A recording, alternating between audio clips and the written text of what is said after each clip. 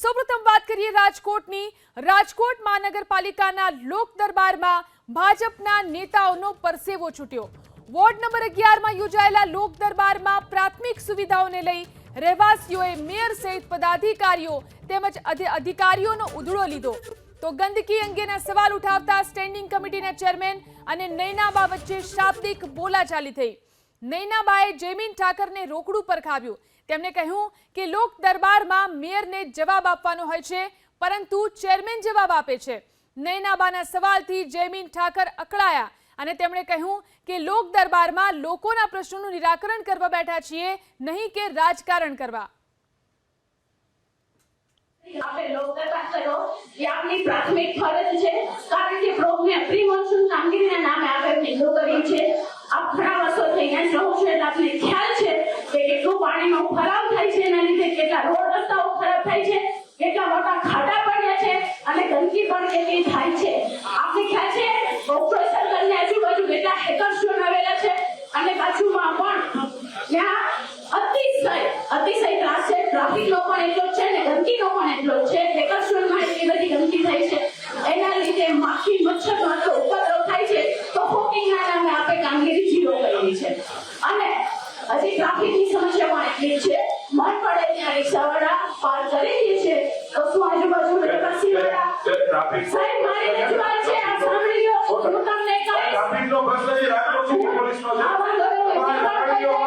તમારા ધ્યાનમાં દોરું છું કે કેટલા થતો તો આ પ્રશ્ન સાંભળો। તમને કહું છું શાંતિથી સાંભળો। ભેરવવામાં આવ્યું છે બહુડી ગામ, તો તાલુકા પંચાયતને રેવન્યુ રેકોર્ડમાં રાજકોટ મ્યુનિસિપલ કોર્પોરેશન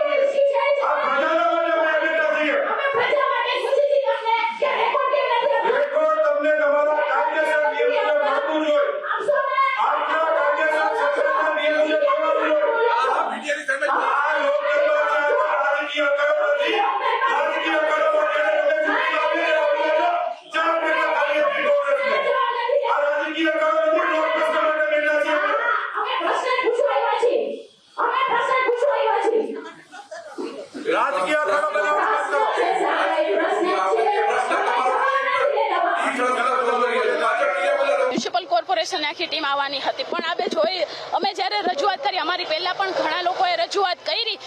મેઇન તો રોડ રસ્તા પાણીના જ પ્રશ્ન છે કે આ લોકો રોડ ખોદીને મૂકી દે છે, પછી રિપેર નથી કરતા। પ્રી મોન્સૂન કામગીરીના નામે મીંડું છે કે જ્યાં ઠેર ઠેર પાણીના ઘૂંટણ સુધીના પાણી ભરાય છે, ક્યાંય પાણી નથી આવતા, ક્યાંય ગટર નથી, આવા જ બધા પ્રશ્નો લઈને આવ્યા હતા।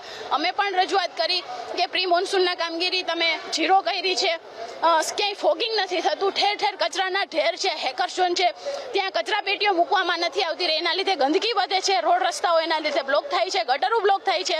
તો આ બધા પ્રશ્નો અમે ઘણા એમને પૂછ્યા, સાથે અનેક એવા પ્રશ્નો પણ પૂછ્યા કે ભાઈ જ્યાં કોઈ એનો અતોપતો નથી, મવડી ગામના 2-4 પ્રશ્ન પૂછ્યા તો ભડક્યા। અને મેઇન વસ્તુ તો એ છે કે મેયરે જવાબ દેવાના હોય એની બદલે સ્ટેન્ડિંગ કમિટીના ચેરમેન કેમ જવાબ દે છે?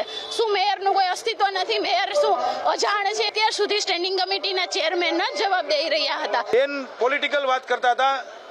ભારતીય જનતા પાર્ટીના શાસકોનો અમે લોકો લોક દરબાર કરવા આવ્યા છીએ। આ લોક દરબારની અંદર રાજનૈતિક દરબાર ન બનવો જોઈએ। રાજનૈતિક દરબાર બનાવવો હોય તો ચુનાવના મેદાનમાં આવવું જોઈએ, અને ભૂતકાળમાં કોંગ્રેસ ચુનાવના મેદાનમાં આવી જ હતી, 4 બેઠક જીતા છે।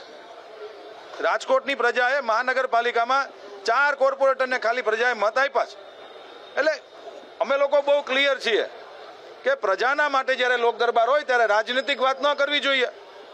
મેં જેમ કીધું એમ ચોમાસામાં અમે બેઠા છે, એટલે ફરિયાદ અમારી તૈયારી સાંભળવાની, પણ જ્યાં સુધી ડીઆઈના કામો ચાલુ છે ત્યાં સુધી આ વોર્ડની અંદર થોડા ઘણા પ્રશ્નો રહેશે જ।